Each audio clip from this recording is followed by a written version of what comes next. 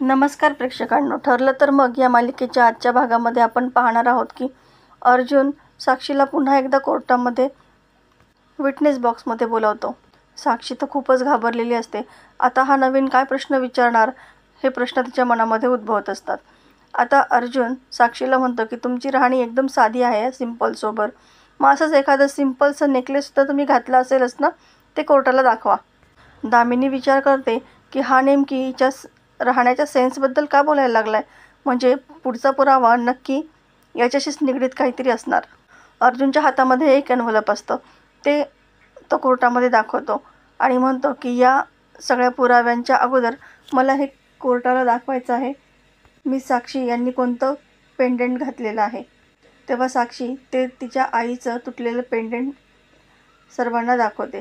त्यावेळेस कुठं सगळ्यांच्या जीवात जीव येतो, कारण सगळ्यांना शंका असते की तिने ते पेंडंट घातलं की नाही घातलं.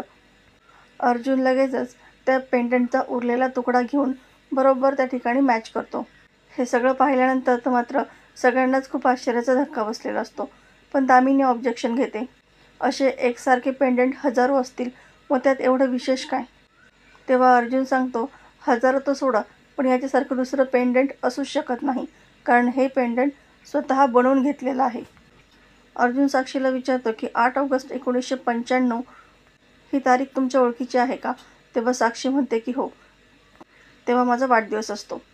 अर्जुन सांगतो की हे पेंडंट 8 ऑगस्ट 1995लाच कोल्हापूरच्या चांदेकर ज्वेलर्सकडून कालिंदी महाडिक यांनी बनवून घेतलं आहे. तेव्हा मात्र सगळ्यांना खूपच मोठा धक्का बसतो. अर्जुन साक्षीला विचारतो की कालिंदी महाडिक हे नाव तुम्ही कधी ऐकलं आहे का. साक्षी सांगते की हो, ते माझ्या आईचं नाव आहे. अर्जुन त्या पेंडंट बनवल्याची सगळी रिसीट कोर्टामध्ये दाखल करतो आणि कोर्टाला सांगतो, हे तुटलेलं पेंडंट मला आश्रमामध्ये सापडलं. चांदेकर ज्वेलरच्या स्वतः अद्वैत चांदेकर यांनी मला ही सगळी इन्फॉर्मेशन दिली आहे आणि ती सगळी मी कोर्टामध्ये दाखलसुद्धा केली आहे. दामिनी ऑब्जेक्शन घेते, पण यावरून साक्षीने खून केला हे सिद्ध होत नाही. गेली असेल साक्षी कदाचित तिथे, तिच्या वडिलांबरोबर जागेचा व्यवहार करण्यासाठी गेलीसुद्धा असू शकते, पण याचा अर्थ असा होत नाही की साक्षीनेच विलासचा खून केला आहे. तेव्हा अर्जुन ऑब्जेक्शन घेतो आणि दामिनी देशमुख स्वतःच कबूल करतात की कदाचित त्यांच्या अशील साक्षी शिकरे या आश्रमामध्ये गेल्या असतील.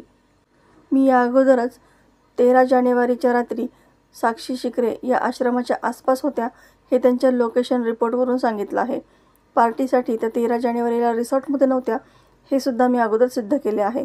आणि आजचं हे व्हिजिटिंग कार्ड आणि अर्ध तुटलेलं पेंडंट हेच सांगतं की त्या दिवशी मिस साक्षी वात्सल्य आश्रमामध्ये गेल्या होत्या. आता मात्र सगळ्यांची बोलती बंद झालेली असते. दामिनी तर पूर्ण गप्प बसलेली असते. तिच्याकडे बोलण्यासाठी काही उरलेलंच नसतं. मैपतसुद्धा खूप घाबरलेला असतो. साक्षी देखील खूप घाबरलेली असते. जज साहेब निकाल देतात. अर्जुन सुभेदार यांनी दाखल केलेले सगळे पुरावे ग्राह्य धरता त्यांची कसून चौकशी व्हावी आणि साक्षी शिकरे या पुन्हा एकदा कोर्टामध्ये खोटं बोललेल्या आहेत, त्या आश्रमामध्ये गेल्या असाव्यात ही शक्यता नाकारता येत नाही. कोर्टाचा निर्णय ऐकून सर्वांना खूप आनंद होतो. आता अर्जुन दामिनीला म्हणतो की भेटू लवकरच, पण दामिनी काहीच न बोलता तिथून निघून जाते. रविराज म्हणतो की ज्युनियर, तू तर आज खूप कमाल केलीस, पण हे सगळं करूनही तू हे सिद्ध करू शकणार नाहीस की विलासचा खून साक्षीने केला आहे, कारण साक्ष ही स्वतः तन्वीने दिलेली आहे. तन्वीने स्वतः खून होताना पाहिलं आहे. आता अर्जुन त्यावेळी काहीच बोलत नाही.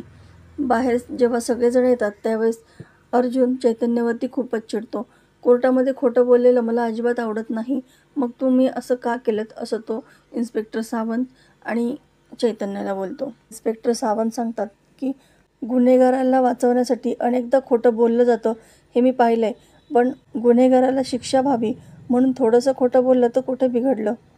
आता इकडे दामिनी विचार करते, इन्स्पेक्टर सावंत अचानक तिथे आले कडून मला नक्की खात्री आहे अर्जुनने हे सगळे पुरावे इल्लीगल पद्धतीने मिळवले आहेत. महिपत म्हणतो की पोलीस स्टेशनमध्ये आग लावून सगळे पुरावे जाळायला मी अगोदरच सांगितलं होतं, मग हे पुरावे कसे काय मिळाले. साक्षी म्हणते की आता सगळं संपलं.